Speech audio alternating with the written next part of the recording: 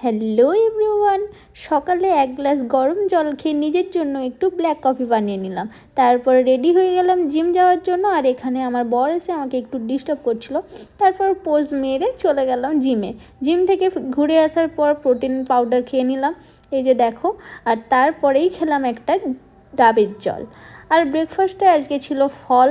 এখানে 3 রকমের ফল আছে, দেখো এগুলো সব একা আমি খাবো না, আমার বড়ও খাবে। আর তারপরে লাঞ্চ করার আগে একটু আমপান্না খেয়ে নিলাম। আর এখানে দেখো ও আলুটা মাখছে। আর এখানে আছে মুগ ডাল, আর এটা লোটে ডাঁটা দিয়ে পোস্ত করা হয়েছে, পাতা আর ডাঁটা দুটো একসাথে মিলিয়ে। এটা আমার লাঞ্চের থালি, সঙ্গে টক দই অ্যাড করা আছে।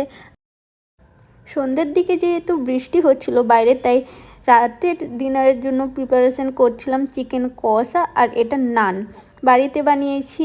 ঠিক বৃষ্টির এই ঠান্ডা ঠান্ডা ওয়েদারে এই নান আর চিকেন কষার কম্বিনেশনটা কিন্তু অসাধারণ ছিল।